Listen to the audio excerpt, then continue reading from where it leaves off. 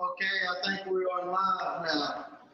I want to thank everybody for joining us this afternoon.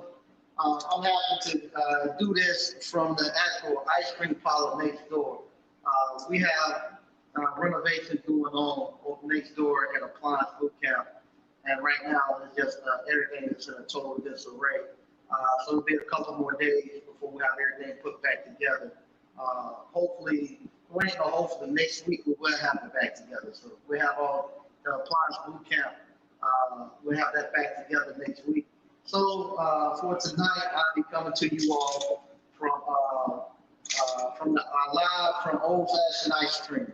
I want to thank everybody for tuning in. I want to let everybody know we got a hands-on live event that's going to be coming November the 19th. We have our hands-on live event. Remember, that's 3 days. That's Friday, Saturday, and Sunday. That'll be the last hands-on live event for this year. For 2021, that will be the last hands-on live event. So November the 19th will be the last one. We're not going to do one in actual December. Tonight, like I said, I'm shooting live here from the ice cream parlor. So it's going to be kind of quick, sort of a quick, let me try to get to the comments. Yeah, it's going to be a rather quick broadcast, but I'm going to be talking about something that I'm seeing a lot of people asking about at this moment with, with where we're at right now. During the season, whenever we get ready to change seasons, when I say change season, I mean going from summer to fall, where we're at right now, and when we get ready to go from winter to spring, especially here in North Carolina and most of the places. That's a time usually with appliance repair where we normally have a slight break in our service calls. You still have service calls that you can do, but the flow is not as heavy. The reason why I always say it for one, especially here in North Carolina, it's not quite hot enough to turn. It's not hot enough to run the air conditioner, and it's not cold enough to turn the heat on. So with that being said, it's at the right temperature for the appliances to just operate. Even if they got slight issues, they can operate and not have failures. So if you got a refrigerator that's barely cooling, because now in North Carolina low humidity, it's cooling at night. The refrigerator doesn't have to work as hard, so it can actually stumble by. Same thing because it's not cold enough to turn the heat on yet. You don't have a lot of stuff happening where people are doing a lot more drying of the clothes. Pretty soon we'll be in the cooking season, so people will start cooking a lot more stuff. So with that's when we'll start to see the call volume pick back up. But for a lot of times for people during this time frame, this is a time frame where you can do several things. With me, that's why I'm renovating the actual appliance boot camp and doing stuff to where I'm actually making changes. Almost look at it like a pit stop when you see racing in NASCAR, where you see when everybody go in, it's like a caution flag come out, and everybody headed towards the pit. Because you can't really go that fast, and you're gonna get that far behind. You run to the pit to get things taken care of, so you get back out there and run. That's why I kind of look at the break in the seasons to do, where I use this to actually make some changes to my business. This is a time where you do a lot of training. When in February, when we're getting ready to make the change from winter to spring, that's when we have the ASHES, that's when we have PSA. That's a normal time they do the training too, because things kind of slow down. And during this time where you will take vacation, you just saw me take a vacation a week or so ago. I got another one coming up. This is the time you do that and enjoy. Or if you're somebody that want to keep things moving all the time and keep your foot on the pedal, this is a time where you can actually start the market and a great time to do your dryer vent cleaning. Right now, October is the fire prevention month, so you see a lot of stuff going on with fire prevention. You can ride the wave of that. Or you can send out flyers, you can go get postcards, send them out. There's numerous ways you can market that. And the way I normally market doing stuff like this in the past. I don't do it as much now. I don't have as many subs out there to keep moving. But in the past, what I would do, you have a customer email database. And that's kind of what we're talking about right now, your customer database, why you need to have a customer database. Whenever somebody calls to schedule an appointment with you, you want to make sure that you can capture their email address. Capturing their email address does a lot, but that's, believe it or not, you can actually sell that email address when you get ready to sell your business. That customer database, that's what a lot of people buy. Many times I have, in the past, when I was doing a lot more email campaigns and stuff, when I say email campaigns, for me to print out a drive-in flyer on a postcard and send it out, that could cost me $500 to $1,000 to do that. But if I have my customer email addresses, I can easily make an offer, a flyer, and email it to my customers. And I know I have a higher success rate from those customers, because those customers already know me. They trust me with their appliance repair. And if I'm telling them, hey, now's the time, you need to let me, not only would I clean the driveway, but I change the batteries in the smoke detectors. Now's the time, fire prevention month, you need to let me come out and change the battery in the smoke detector, and also let me do driveway cleaning. You can also do preventive maintenance, where you clean the coils of the refrigerator. Also, you tell them you want to. I used to put what they call leak detectors. It's a little battery operated leak detector that you set up under the dishwasher. I will set it up on the dishwasher, and I'll set it like right behind the washer and dryer. And I'll tell them I need to come out there and check those. Where you go out there, you change those batteries.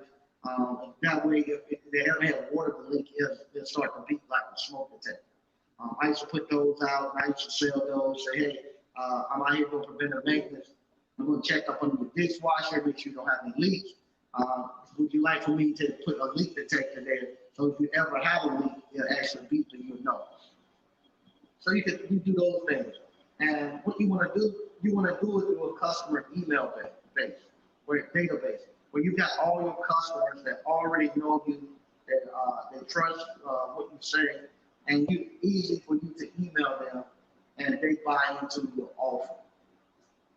Otherwise, if you're going to be doing this cold customer, people who've never seen you before, don't know anything about your business, most people, has always been believed within the industry, any industry, in order, if you're marketing to a cold customer, it's going to take you 7 to 8 times of you actually saying stuff to them, or them saying something about what you're doing before they actually offer to your offer. So that's why I just love to do the email setup. With the email setup, it was very, very easy. All I had to do was just hit an email blast, and I could send it out to all my customers. And it doesn't take much. You don't have to have a huge customer base in order for you to actually to fill your schedule up. So if you got 200 or 300 customers that you can send it out to, you only need about 5 to 10% to fill in your calls prior to things picking back up.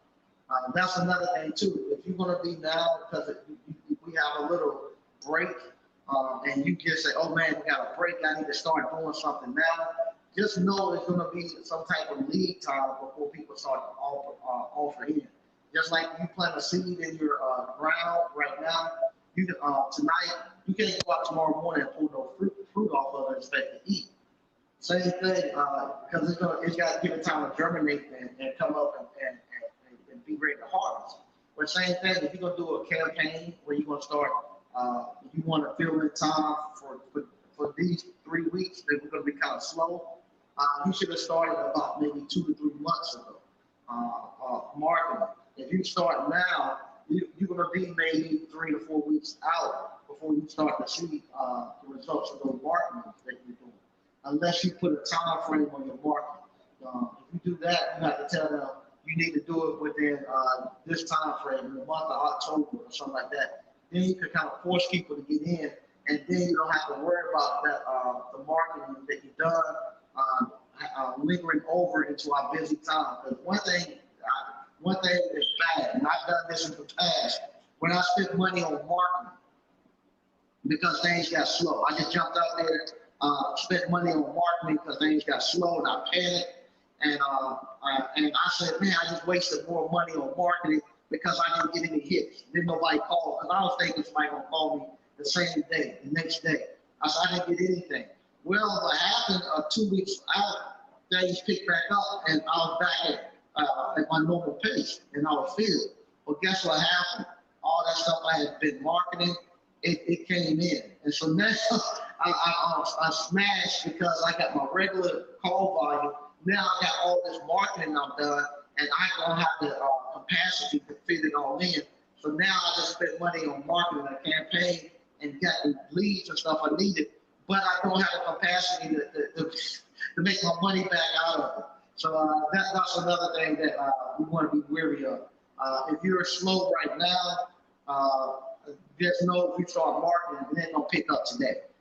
It might be 3 or 4 weeks out before that you see the results of this marketing you're doing right now. You gotta have some lead time for it to go.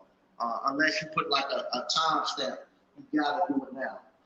But most of the time, it will be 3 or 4 weeks out. So I think this is the reason why I tell you about the 5 banking accounts.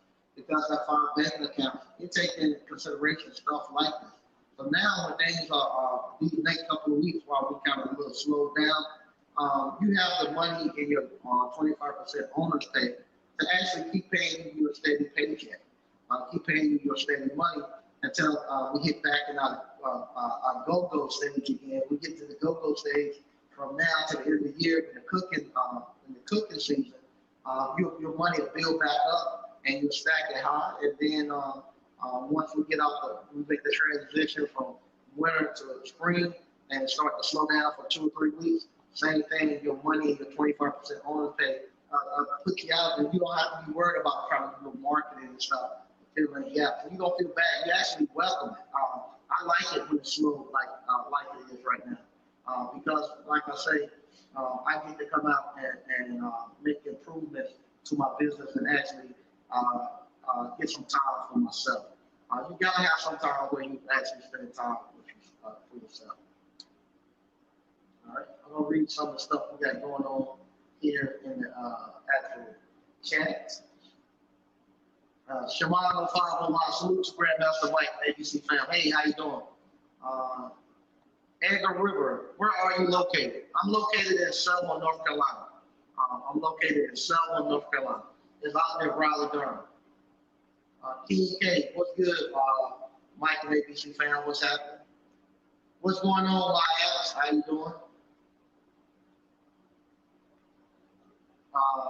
Quentin Hodge, hey, Mike and ABC fam. Okay. 61 Impala Rag Crew. Anyone else having a hard time getting parts? Plenty of business, but the supply house is almost out there. Yeah, it is. It is. It's just a bad supply, everything. It's not just us. Like I said, I went to go buy a new car. I was going to go buy a new car, and they only had like four new cars on the lot. They didn't have, nothing. They didn't have nothing.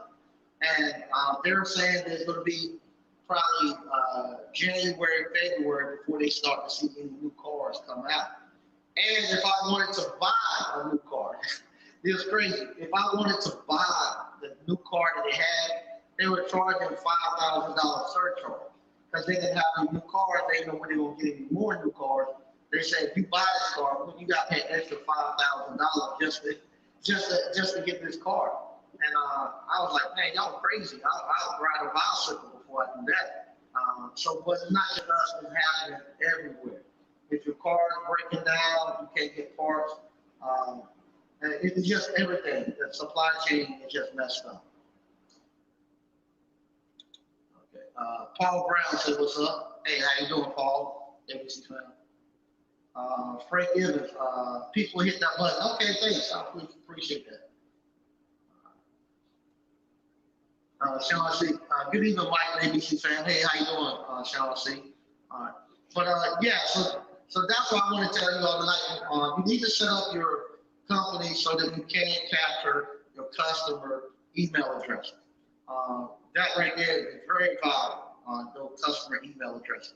And what you can do also, I've done this in the past, go find you a plumber or HVAC guy or electrician, somebody that's in another skilled trade, opposite of you, and they actually are collecting their customer email addresses and stuff.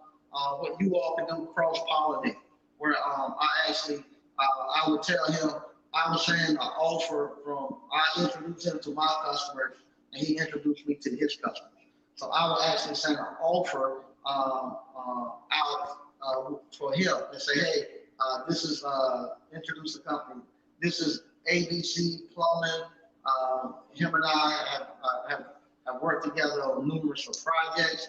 If you need anything with your, if you need to get any hot water heater, whatever he offered at the time, drain clean out, whatever, this is an offer he's doing specifically for my customers. And I'll send that out to my customer database. And he would do the same thing. Hey, this is Michael with Sling Appliance Service. We work on many different projects. He has a special offer for drying and cleaning. People his offer, please feel free to give him a call. And you can do that without cross-pollinate across your two customer databases.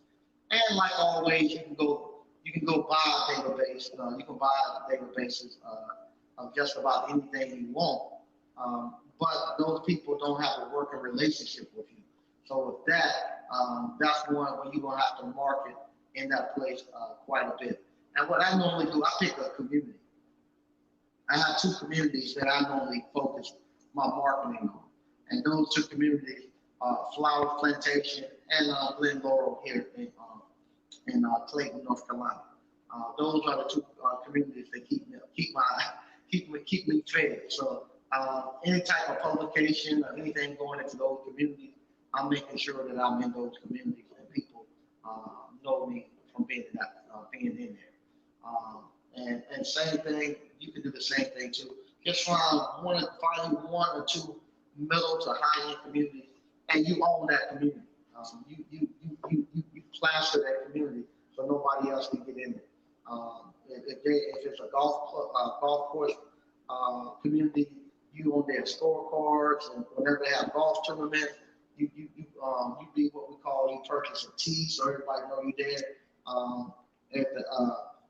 If they're doing anything they're doing, if they got like a swimming pool or stuff like that, sometimes they have like a spring day, the first day they open and stuff.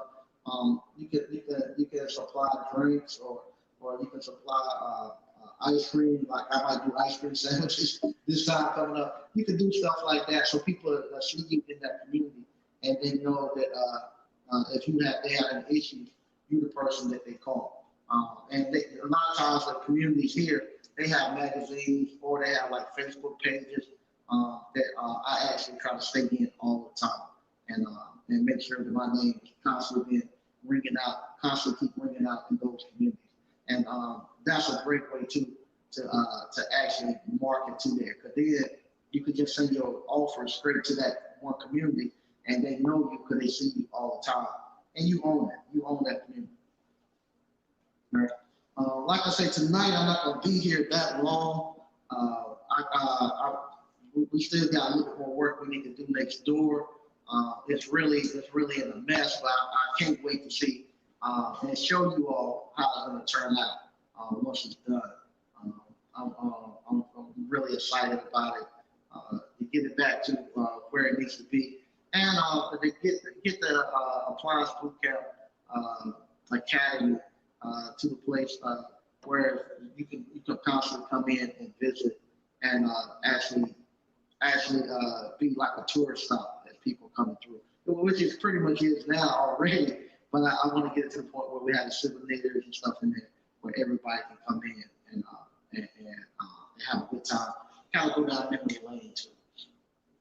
I talked to my buddy Howard that owns the franchise he's actually, we're shooting for him to get here on Monday. So on Monday, hopefully I can get his schedule will allow him to come back in and get in on Monday. And here in where we're at right now, with appliance repair, it's a great time, especially if you've been working hard all during this pandemic. This is a great time for you to actually take some time and spend with your family and stuff, and to actually come out and do the things that you don't normally get a chance to do. Clean out your van, clean out your service truck. Like me right now, if I take you in there, you'll see I got all these parts. Shout out to Ms. Ward, because she'll talk about it. I got 2 tables full of parts that need to get returned. So that's what I'm doing tomorrow, calling, getting the return label so I can return the parts to get money back and stuff. So you go through and you find that type of stuff.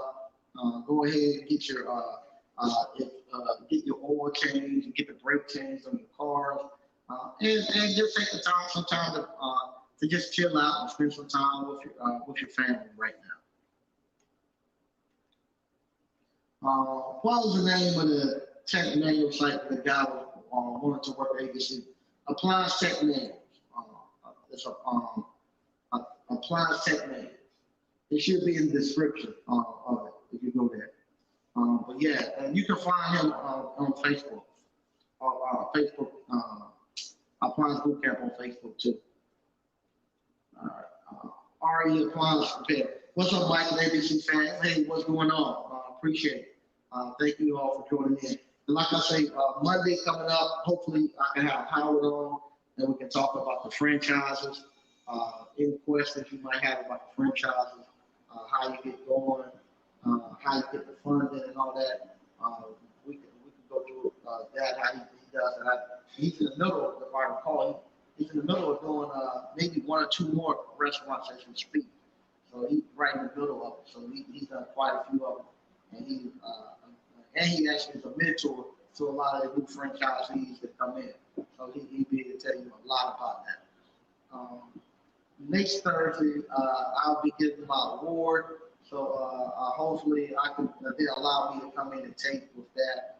If so, you'll get that with me getting I'll be going to award ceremony. If you don't know, I won the actual dynamic entrepreneur of the year here in Johnson County for Johnson Now magazine. And I want to thank them again. I'm very honored. Like I said, it's been very honoring to do it. It's making me stay on my P's and Q's and stuff. And I have to live up to the awards and accolades that's coming to me now. Frank Evans, I got a request to change my password to Teachable today, and was wondering if it come from me. No, I don't do that. Teachable runs its own site. I think every so often they might require you, just like anybody, to kind of change your passwords and stuff like that for security reasons. But no, I don't handle any of the payments that goes through Teachable, and I don't handle anything with the passwords and stuff like that and login. All that's handled through Teachable. And kind of speaking on what I was talking about with Howard and getting the funding and, to do your businesses and stuff like that. That's something that seems to be a great challenge, especially for African American business owners, is getting funding. And this is another reason I love appliance repair, because I haven't had to have that issue about how I was going to get funding to do anything. Now, it required me to do extra work sometimes in appliance repair, but it's never been a time where I wanted to do like a project and I couldn't do it through appliance repair. Now, sometimes I want to rush the process where I want it done right now, like JG Whitworth. I want it now. I want it right now. I have that problem. But then sometimes it works out in the best that I don't push it and rush. Because even like now, like I said, I wanted to I wanted to buy me a new car. So I said, okay, I'm going to go buy a new car. So I'm going to go spend 30, 40, $50,000 on a new car. And at the same time, I got about $100,000 I got to spend renovating this building up here. And and, and that kind of, I'm trying to work it out in my head how I want to do this, and I don't want to get caught up and caught up with my pants down, and it's just crazy. And even to the point where I started trying to, it was just to the point where I was just trying to make something happen that didn't even get to happen. And to the point when I go there and look for a car, they got it actually worked good. So now, fortunately, I don't even think about it. They ain't got one I can buy.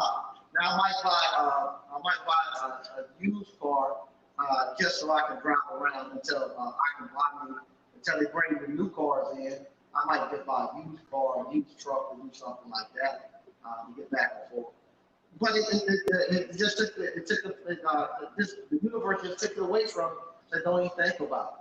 But I've been talking to other people who, like I get a lot of people who wants to buy one of the buildings or want to put a business in one of the buildings that I have that I'm renovating.